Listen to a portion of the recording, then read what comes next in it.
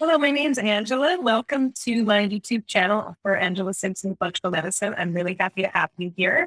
And I want to talk to you today about a symptom that I find is very, very common, especially for women in their 40s and approaching menopause. And that has to do with low progesterone levels. And you may or may not know that you have this. Lab testing can confirm it. But I will tell you what the top four most common symptoms are of low progesterone and also what you can do about it. Because what I find is that women seem to kind of move their way through their 40s and into their 50s, often with a lot of symptoms with their hormones. And they see that other women are suffering as well. And they feel like they just have to put up with it and manage it. But what I have found with this particular imbalance is there is something that you can do about it. And there are some natural solutions. So let me bring to you what these top symptoms are first. And it might alert you to if this is a problem for you. And then we'll give you some solutions that you could put into place right away. So the top symptoms that I have found in my practice, and this is confirmed by doing lab testing as well to see that these ladies do actually have low progesterone levels, are mood imbalances. So often these mood symptoms are not just generalized. They are typically increasing in the last 2 weeks of the cycle leading up to the period. So if you are still having regular periods and you're noticing that your moods are getting increasingly worse after you ovulate, or if you rewind from when you get your period on day one for 2 weeks and you notice your symptoms as far as mood have gotten worse and worse and worse until you actually get your period, then you might have low progesterone as one of your problems with hormone balance symptoms.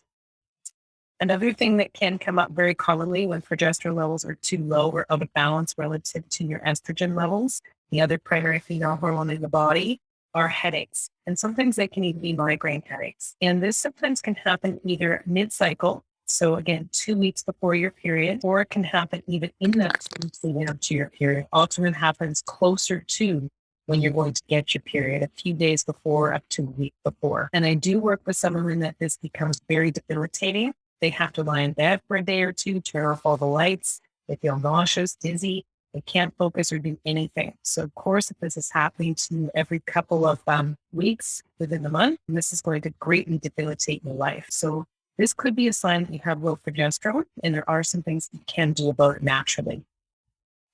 Another thing that I find is very, very common is low energy.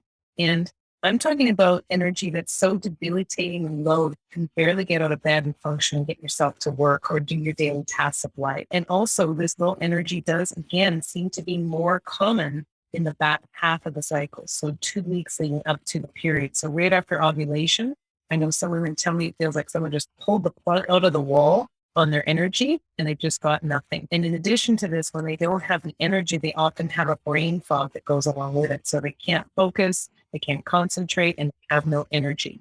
So if you feel like this is something that happens to you, especially in that cyclic type fashion, it's quite likely that you have low progesterone or progesterone that's too low for where it should be for your age. These symptoms can also happen with low estrogen. And so what happens for females is they're getting towards that transitional time between leading up to menopause, perimenopause, and menopause, is their estrogen levels are lowering as well as progesterone. But sometimes for women, progesterone is lowering much too quickly. And this is more likely when you're going to get the symptoms that I was describing in that time period with low energy and that brain fog in the back half of the cycle. So if you feel like this is you and you feel like you want to do something about it, there are some natural solutions. The other thing that often goes along with that low energy is insomnia. And so, sometimes we think we're at low in energy just because we're not sleeping, but it can become a cycle.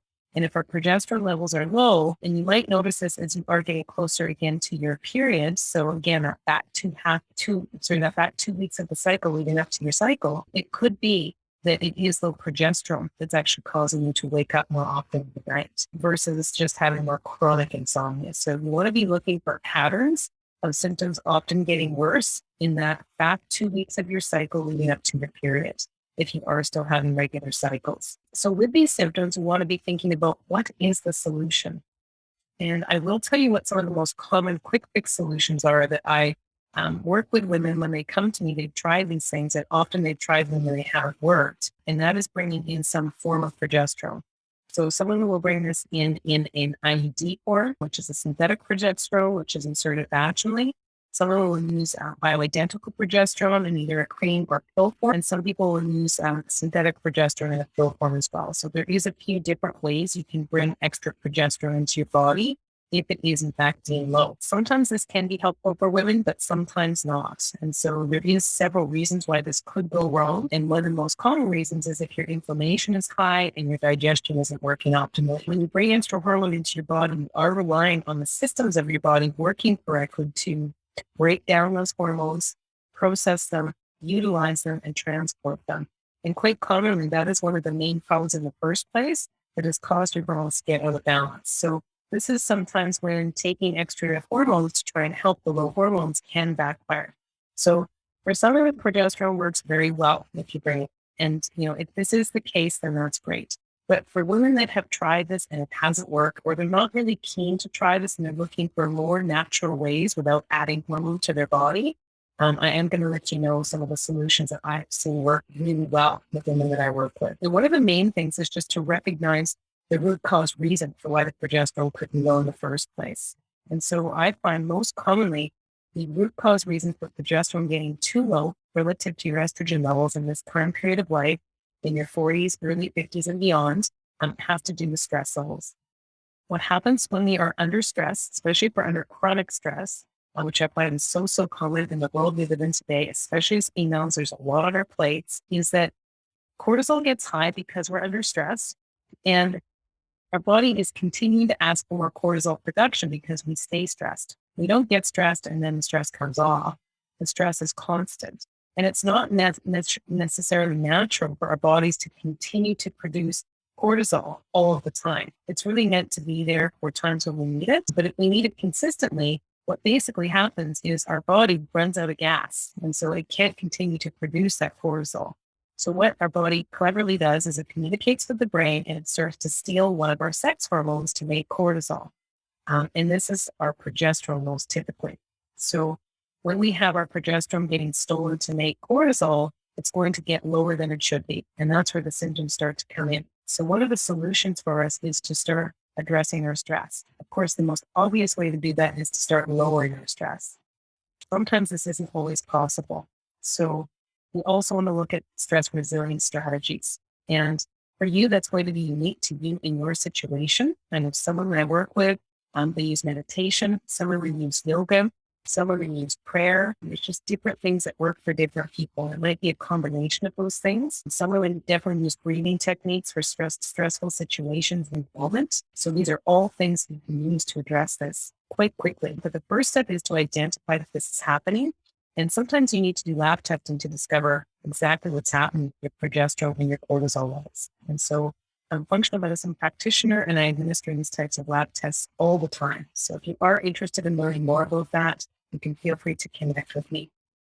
And the other thing that I find is something that you can take charge of right away to help you optimize your progesterone levels if you feel you have these symptoms is to look at some dietary changes.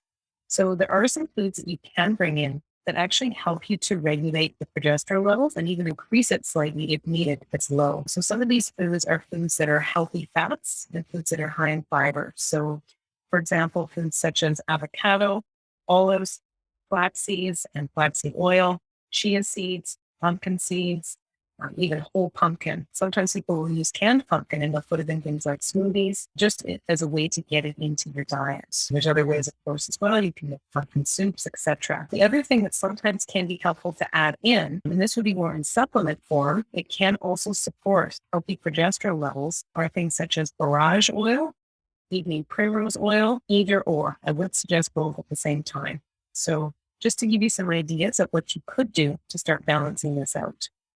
And if you have any more questions around low progesterone, if you're wondering if you have it, and further beyond that, if you do have it, what a solution is going to be for you to get that balance back so you can stop suffering from the symptoms, please feel free to connect with me. You can reach out for a free 45-minute consult by going to my website, www.angelasimpsonfunctionalmedicine.ca, and there is a link there to book a call. And if you're interested in learning more information from me through this YouTube channel, I look forward to you watching more videos in the future. Thank you so much for being here today. Bye for now.